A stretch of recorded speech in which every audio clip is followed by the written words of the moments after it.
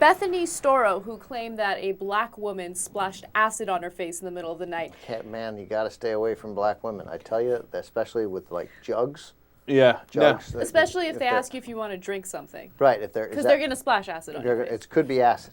Right. Yeah, no, I saw that story, and I'll tell you what, I avoided black women for days after that. Yeah. And I thought, they're dangerous. They're dangerous. Now, I hope something didn't happen with that story to make it change. Did it? It was obviously true. Yeah. She's just admit that those wounds on her face are self-inflicted. She splashed acid on her own face. She's the black woman. Yeah. Look, I feel bad for her because obviously she's got some sort of mental problem. She threw acid on her own face. Smiling. Right Yeah, there. well, yeah. On the upside, she's rather cheery given the circumstances. But stories like this obviously drive me crazy. Well, if you're going to be a loathsome prick and accuse someone of doing terrible things to you, can you just next time pick a different race? Yeah, just. And I'm not saying pick white folks. No, okay, no, I'm not discriminatory. Pick an Asian guy, a Hindu woman. I don't know. I'm going to pick a white person. Pick someone who their race doesn't become a focus of the story. Right. And that's really, you're limited there. It's got to be white people.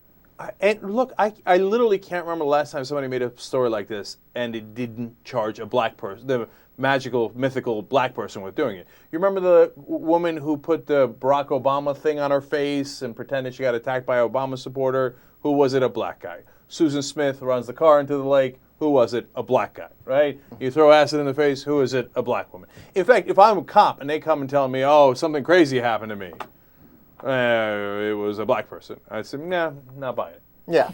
Okay. Of course, that's great. Do I you wouldn't think go their that far, assumption is that if they claim that it's a black person, everyone's more likely to believe them, so they just say it?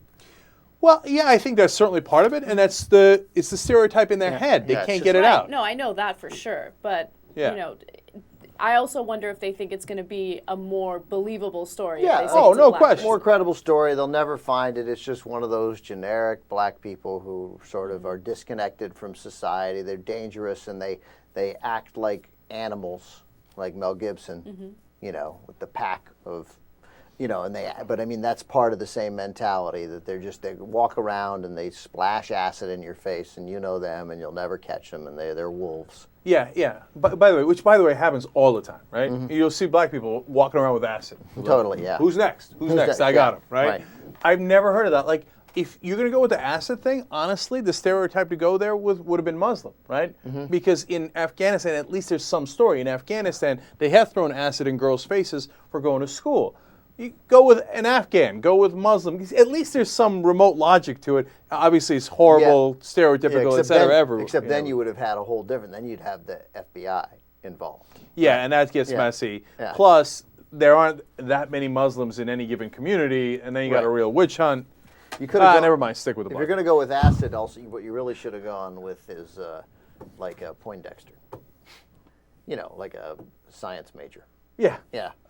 You know, I was walking down the street and some guy, guy who's never been laid in a lab coat, he had a lot of pens in his pocket, and he threw some hydrochloric acid in my face. And he ran off. I saw that he had a beaker in his hand. The flip side is, the beaker would have been good. Yeah. That would have been a great touch. Yeah.